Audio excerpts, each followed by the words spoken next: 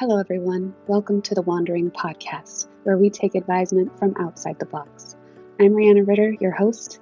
I'm an intuitive, sexuality, and authentic expression coach. Are you an accomplished professional who plays the part of having it all figured out?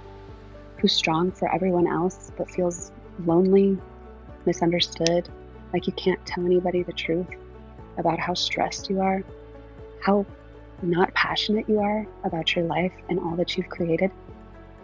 I guide my clients to deep, lasting fulfillment. I re-engage them with their bodies, their pleasure, their desire. I help them align to enjoy fulfillment and prosperity in all areas of their lives. Hello, everyone. Today, my guests are Christine and Erica, co-founders of CRANEL, and they empower women with their clinically proven cranberry elixir, scaling to 7 figures and over 50 million social media views in 2 years. Welcome, Christine and Erica. Thanks for being here. Thanks for having us. Yeah, so what inspired the two of you? Well, how did you find each other? Let's start there and end up in business together. So we both found each other actually in Australia. We're both from the West Coast, in the US, and we were both living abroad in Australia and met socially on a boat in Sydney Harbor as friends. And yeah, one day we went to dinner and realized that we suffered from the same problem of urinary tract infections, which is very common amongst women. About 60% of women will get one in their lifetime, 45% of the population, and just chatted about how there wasn't a bespoke solution made for women by women that was strong enough, that had the efficacy, that was clinically backed, that didn't have sugar, that was vegan. And then I'll let Christine.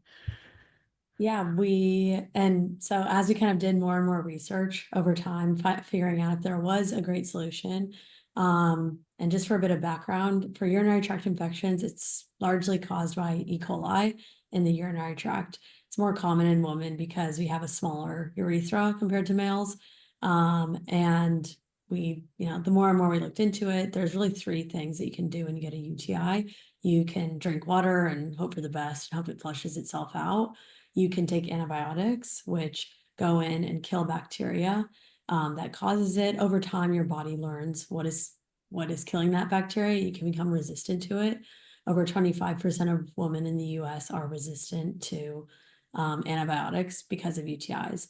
And the third solution is cranberries. So cranberry has an active ingredient in it called paranthocyanins that's incredibly anti-adhesive. A good example of that is it can reduce plaque by 90%. And so it's really good at flushing out bacteria in the urinary tract. And so we sourced clinically proven ingredients that flushed out that bacteria. And it's also formulated in a way that it helps with really where bacteria forms in your gut. And that can also lead to urinary tract, also causing UTIs. And so we started it in 2020 as a side hustle in Australia and went full time at the end of 2022. Wow. Yeah, that subsequently launched here in the US and are scaling and trying to spread the word here in the US. Women a lot of times in doctors' offices are ignored, and a lot of women are given those antibiotics, which is why there's such a high resistant rate for women, particularly in the US. And so Christina and I are actually advisory members of the National Antimicrobial Institute, trying to combat antibiotic resistance. And here in the US, we're making a big push to try and educate women, not just about antibiotics, but everything going on in their body. I think that's a great way to build trust. And, if we don't know the answers to questions, we seek medical professionals and scientists that do. Hopefully women, but really just building that out here in the US as well. Yeah, that's amazing. I know, I grew up, me and my sisters and my mom, all of us with UTIs all the time. And I think all of us ended up with antibiotic resistance, and we would be combining cranberry juice with antibiotics. And what's that, azo medicine? Yeah. That's just symptom relief, right? Yeah, it's also crazy. Things like Azo, I mean, as we've kind of been on this journey, have found out that, all these companies are owned by men. But Azo, if you would know, if you took it, it dyes your pee Yeah. when you go to the bathroom. And so that got us thinking, why is it doing that? Like, cranberry juice isn't doing that. That's because they're putting dyes in it because they want all of their, pills to be a standard color, which why are we putting that in our bodies? That's insane. Yeah. And yeah, so that's was part of our mission when we set out was to, put whole ingredients, natural ingredients, but clinically backed ingredients as well. And what is some of the feedback you're getting from clients that are using CRANEL? So we started as a UTI business, and when we first started, we started with just a nominal amount of product, and the reviews that we initially got were incredible. It was, from women that had dealt with UTIs on and off for over a decade, women who were going through chemotherapy and couldn't take antibiotics were saying that CRANEL changed their life. That was really like that influx of reviews really inspired us to go full time, and really put everything into it. And over like since we launched as well, a lot of other use cases emerged. And as we talked about before, everything is interconnected in the body. Like women were reaching out to us saying it helps with bacterial vaginosis, which is one of the most common infections in young women. And it was helping, cranberries have more antioxidants than most fruit and vegetables. It was helping with gut health, skin health, everything. So we found that women were just taking it on a monthly basis. A big difference for CRANEL as well is you only have to take it once a week, as opposed to like daily or twice daily for many other pills. And the most important thing to us is efficacy. And that's why we really ensure that there's enough active ingredient in CRANEL. So there's 3,000 cranberries, there's 500 milligrams of parenthocyanins. It's almost 10 times more than most other cranberry products on the market. That's amazing. Yeah, and I think, antibiotics, they don't just cure or kill the bacteria that's the problem, right? They kill other good bacteria, and so you end up with other problems. I feel like I would have yeast infections after taking the antibiotics. Do you hear that? Yeah, we Oh, hear. Yeah, because it's like so interconnected. And like, recent research came out from Harvard that 90% of your serotonin is actually in your gut, and antibiotics wipe out all that gut health. And that leads to like yeast infections, your immune system's compromised. Yeah, so it leads to all these other problems. And cranberry has actually been proven to increase the efficacy of antibiotics in itself. So if you are in a position to have to take antibiotics, even taking CRANEL alongside it can help promote that good gut bacteria, etc. I Yeah. will add as well, with the antibiotics and why, resistant is so common with UTI specifically, is that, when you go to a doctor's office and you have, antibiotics have their place. Of course, they've done great things. But when you go to a doctor's office and take a urine sample to test for UTI, it actually takes 24 hours for the results to come back and to actually understand which antibiotic you need. There's different grades of antibiotics.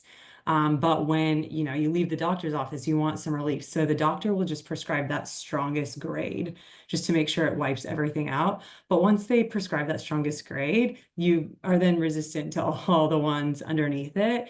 So if they would just wait to prescribe, you might not become resistant, but they're not waiting. They're just giving you everything to wipe out, which makes your body become more resistant to all of them.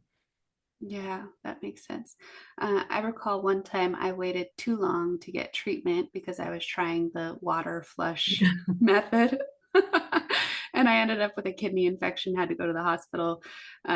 So, it's just really important that women understand that this is not like a small thing and Yeah. it needs to be taken care of. And we've never been given the advice either to not hold our pee too long and to clean up after intercourse.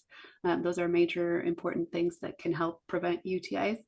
But it sounds like taking CRANEL alongside those two things there are women that actually believe that they cannot live the rest of their lives without getting a UTI, and that is totally incorrect. Yeah. I mean, there's a million things, in the summer, if you go swimming a lot and leave a wet bathing suit on, that's a damp environment, right, for bacteria. So it can get in. If you go to the gym, stay in your clothes for too long. If you sweat, that's right for, bacteria. And as Christine mentioned, a lot of it too is just the anatomy of women. Our urethra is smaller, so it's much easier for bacteria to make its way up there to get a UTI. Without getting too technical, your urethra and also is closer to where you go to the bathroom. And so, fecal matter makes its way there much, much easier, and that can create UTIs. So it's also the anatomy. And what we try to do as well is not attach the stigma to it. Some men we've gotten, when we say UTI, they think we're talking about an STD, and that is Wow. just not educated on it. And, they think we're sitting here talking about getting STDs all the time. And it's just not, and it shouldn't be shameful because it's how our bodies are made. Yeah. Yeah. And then I think one of the ways you mentioned fecal matter getting there, a lot of little girls are not taught the proper way direction to wipe. And like, you never want to wipe from back to front, you need to go front to back. And it might sound like weird to be saying that publicly, but it's really important for people to know these are like really basic, simple things. And we should be taught them, and we should be having these conversations. Yeah. And that's why like education, efficacy, science fact is all like really important to us. Just to ensure that like women actually know what's going on in their body. They're able to like feel comfortable learning about their body. Women weren't included in clinical trials until 1993. So there's all this like blank space of women don't know, the reaction to antibiotics, why you like all this stuff is just decades behind male research. And I think one thing Eric and I talked about, we've kind of lost the embarrassment factor because we're online in vagina costumes talking about these things, but because it's often stigmatized, women feel uncomfortable talking about it, or it feels shameful. And, even the aisle in every drugstore is like, it's kind of this like embarrassing place to be trying to find UTI. And for us, that's why we really focus on like the unboxing experience. Like, it's not shameful. It happens to 60% of women and 30% of men. And we want you to feel like, you're just taking care of yourself. You're drinking CRANEL. It's taking care of other things, and leaning into that, like, this is not shameful. And as Erica kind of alluded to before, all the other products in that kind of embarrassing aisle are all owned and managed by men, which is fine. But these are people that are not going through it. Similar to what we saw with like tampons all being tested positive for lead. Most of those are all male owned, and those are people that are not putting those things inside their body. And that's what's really important to us, is like making sure our customers know, like, we made this product because we suffered from it. I was on antibiotics, for 6 months at a time. I didn't have a single doctor tell me why that was bad. Yeah. Yeah, I think we just think it's so important, beyond this UTI and helping women, is just like educating them. That is a huge part of our mission, so that they know what's going on. And we're really trying to create a community where women feel safe to ask questions. And we can talk about anything in the female body. It doesn't have to be just UTIs. It can be, your period or anything else. So that's what we're going for. Yeah, that's so important. Even like, I think I've myself am a sexuality coach, and find myself embarrassed in that aisle. Like, oh, if the condoms are locked up, I don't want to ask somebody for help to get them out. I'll just order them online. We forget as women that we were not a part of the conversation. We were taught that sexuality was for men, and we were kind of like a tool for them to use to get pleasure, and our pleasure was not important. And to not even be included in clinical trials until 1993, like, of course we're all confused, and we've been to the doctor and made to feel crazy, right? Yeah, totally. To not know what questions to even ask, like to feel like you can't even ask because it feels ridiculous. So it's amazing to have, women like yourselves who are here making sure that women feel comfortable and they can ask, and they can have the conversations. So what's your Instagram handle so people can follow you? We are CRANEL official, and our website is cranel.co. And we'll share a code with you as well to put in the notes, but yeah. Yeah, we'll put all that in the show notes too. Want people to be able to find you. So I'm curious, like, what were you doing before? How did you end up in Australia? Like, what was your background before starting this business? Because it must have been quite a journey. Yeah, it was definitely a journey. We weren't in this. So I did my undergrad here in the States. I was a Division I volleyball player on scholarship. And then I went to Australia for a vacation, loved it, ended up going to law school there, and then worked at Australia's biggest bank. Yeah, and really met Christine and realized we suffered from the same thing. Yeah, my background's mostly in finance. So I studied finance in my undergrad in Switzerland, went to Australia similarly for like a holiday. And after a couple of months, I loved it and decided I was going to stay. Ended up getting a job in finance, largely stock picking at an asset management firm. So I looked at healthcare stocks mostly. And I was with them for like 8 years. So I had a strong financial background, had some exposure to venture capital. Met Erica, and I mean, we didn't have experience in manufacturing or cranberry, but I think we had a deep passion for women's health and realized kind of how underfunded and how much opportunity there was. And then, yeah, really just ran at it.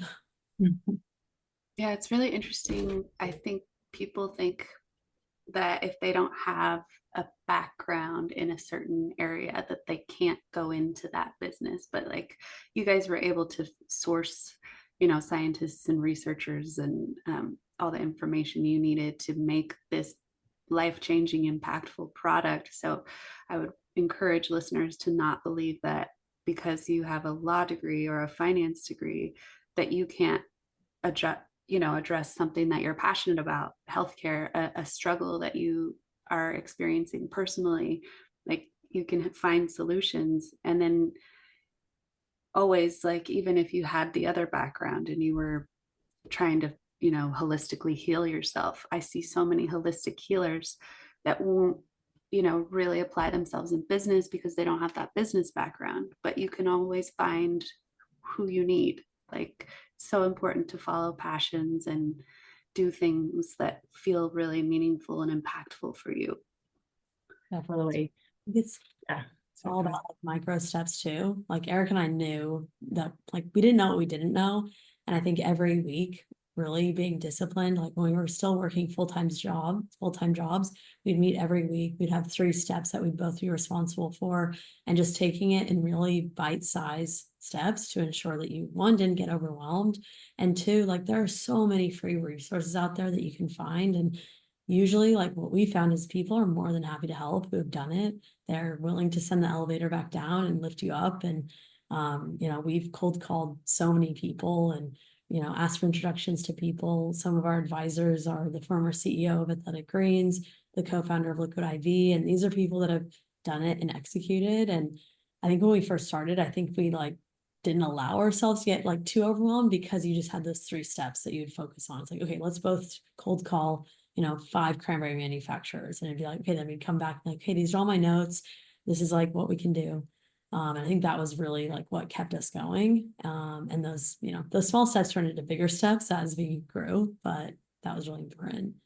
Yeah. And I would reinforce the importance of Christine saying that there's a lot of free resources and people are always willing to help. Once you put yourself out there are so many people who are willing to step up and help. But I mean, free resources in the US that we've found helpful as well. You can always find a community. Like we're female founders. We're part of a female founder community. There are, the Small Business Administration has a lot of mentors through their SCORE program that you can get on a call, and that's all completely free. You just find one within your state and they will help you. They specialize in different things. You can find people that you like with whether it's marketing or finance or anything you need help with. And yeah, those communities you can find just anywhere on the socials, as I was saying before, with female founders, or if you're in like a CPG space, a startup CPG, or if you're in a tech space, you can find a tech group. So there's definitely resources and help out there and people who are going through the same thing. Yeah, I love that. And I think a lot of women are unaware that there are business grants, particularly for women founders. So that's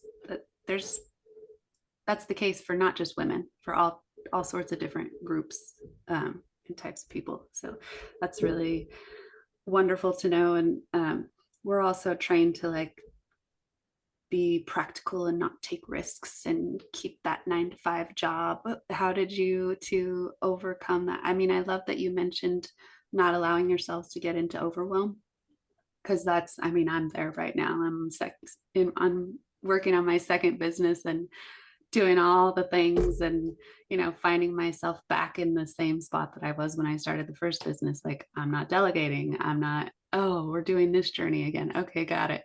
So how did you two overcome, that did anybody tell you were crazy for quitting your 9 to 5 or? I think the opposite, actually. So we at this point had gotten a lot of traction, a lot of reviews, a lot of like, amazing feedback, that one of our friends was like, if you guys don't both quit your jobs and give this a go, you'll regret it. And I think like, this is in the middle of COVID. There was a lot happening. I was like waiting for my citizenship to come through in Australia. There was a lot of uncertainty, but I was like, you know what, in the scheme of things, if we give this a go and it works, amazing, then we'll be more willing to take more risks in the future. And if it, doesn't work on the first, we'll pivot and we'll figure it out. And I think sometimes just having the trust in yourself to figure it out. Sometimes I really believe that when we are in like that kind of survival mode where we have to push ourselves to find a solution, we really see the best in ourselves because we're like, okay, I have to make this happen. And we continue to push ourselves. We continue to run into obstacles. Like, you don't reach one milestone, you're like, oh, we made it. Like, I think you're always kind of pushing yourself to that next kind of journey. But yeah, I think my best advice is just take the leap, because you will be surprised with how you save yourself in some ways. Totally. Yeah, absolutely. I had pretty much the same experience. Like, you really don't know what you're made of until you step out and do something on your own. And, the only way anybody ever fully fails is by quitting. So, it's really interesting that something can take so much longer than you think, and you have so much more to learn than you think. But when you get to that point, what's that?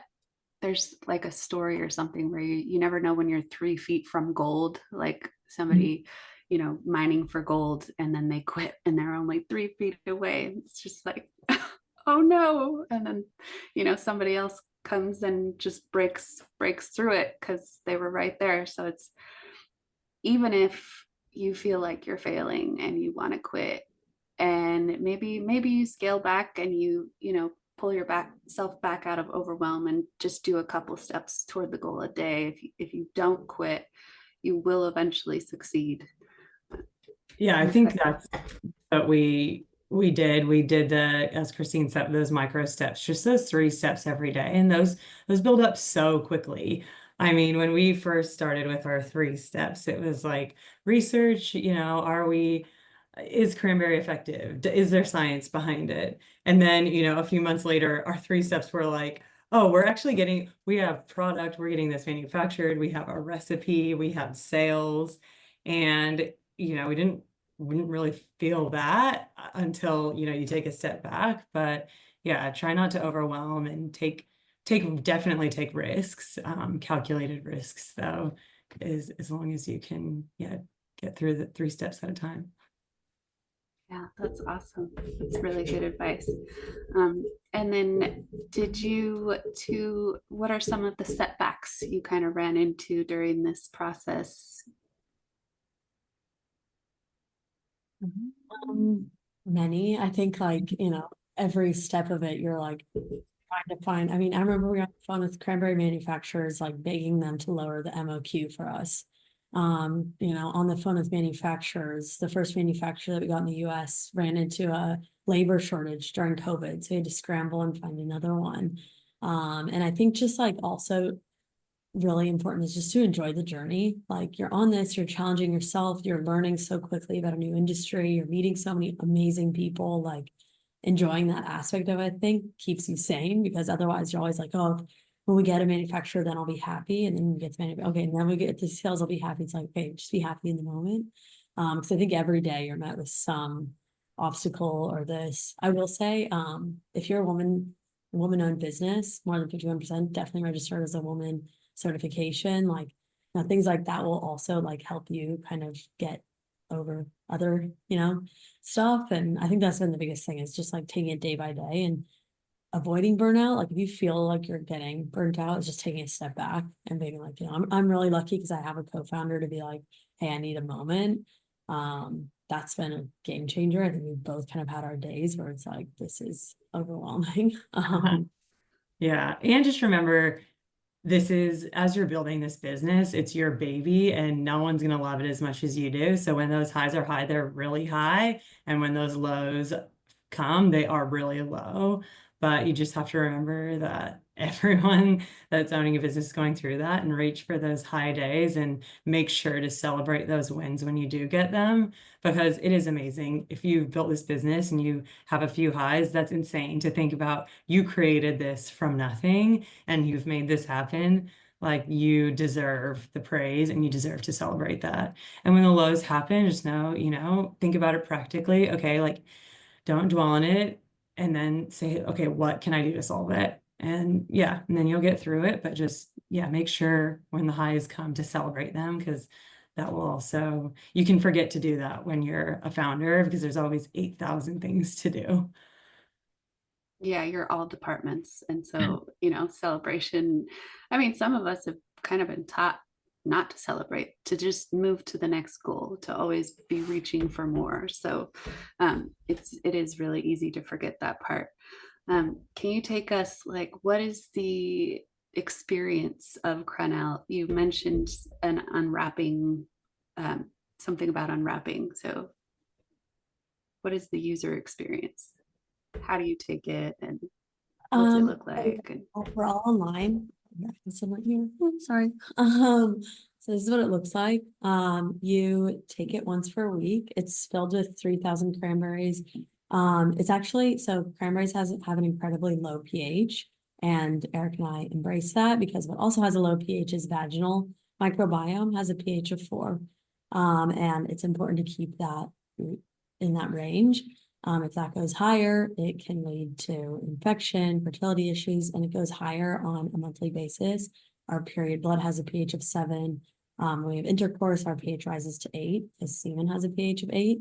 And so it's by design. It's also liquid by design. So liquid gets to the urinary tract 30 times faster than pills or powder. It's vegan. There's no added sugar, no flavor, no colors. Sugar actually makes UTIs worse and increases inflammation.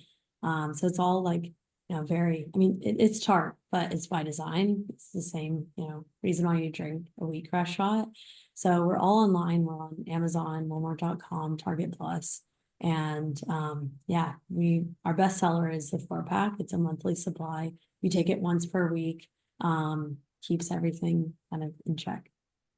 And it comes, you know, it comes in a beautiful box. It's gorgeous. It looks pretty when you open it. And that's because, you know, we want you to feel good about yourself. We want you to do a self-care Sunday where you get to get your gorgeous box out, get to, you know, drink your CRANEL, put your face mask on, maybe go for a hot girl walk, maybe play a sport. I don't know, whatever you want to do to make yourself feel beautiful. And that's what it's about. I love that. Yeah, I love it as adding it as a self-care ritual rather than popping it like a medication. Yeah. An I mean, obligation. the other stuff on the market as well, it's, you know, once a day, twice a day, some of them are 3 times a day, and no one remembers to do that forever. So they're only taking it when they have a UTI and then forgetting to take it. Whereas while this is clinically proven to prevent UTIs, it also has all these other benefits that you should be taking all the time. So as Christine said, your vaginal microbiome, antioxidants, muscle recovery. So that's why we like to do it on a subscription basis once a week, get it delivered to your door every month. Yeah, I love that. And then you did mention that, sugar increases inflammation. And so, you know, this is a holistic health thing. Taking care of your body means exercise, means balanced diet, means definitely limiting your sugar intake. It also means self-care and making, maybe, like, ideally, if you can take a whole day a week and do only things that bring you pleasure and joy, it's going to do wonders for your ability to sustain yourself through your work week, and through all the other kind of chores that end up having to do if you become a mother, or anything else. So Yeah. is there anything that you would like to leave the audience, any words of wisdom to wrap up with, or you can tell us again all the places we can find you? And my words of wisdom would be take initiative, do that idea that is sitting in your brain that you've been thinking about, like mulling over, take the risks, take care of your health, do your research, make sure you understand your own body. One doctor's opinion is not the be all end all of something. And be sure one thing we really focus on is preventative health versus treating something after the fact, and that's what CRANEL really represents. We're on all socials. We post a lot of educational content on TikTok, but also on Instagram. We're at CRANEL Official. We're cranel.co, our website, Amazon, Walmart.com, Target Plus. Yeah, and Eric and I are the co-founders. We started it because we had this big healthcare problem. But yeah. Love it. Awesome. And I kind of want to highlight one thing that you were talking about, or it made me think of something. Like, if you're with your doctor and they are discouraging you from asking questions, or are dismissive, or don't honor you when you say you don't want to take a certain medication, that doctor's not the end all be all answer, and you can and should advocate for yourself and get other opinions. I mean, I had my kids at the doctor the other day, and there was like a few vaccines available, and I really only want them to take the ones that are really what they need right now. And so, I had a moment where I felt weird and was like, what's that one? What? And then I was like, no, I don't want that one. Because I look back at my vaccine card from when I was a kid, and I had like 5, and now they have 20 or 30, these kids. So we want to, we might be a little over medicated these days, and that can really affect our microbiome, our vaginal health, like all systems of the body. Yeah, which especially like with antibiotics, just understand like what strength you're taking on, really understand that's going to impact your body for 6 months.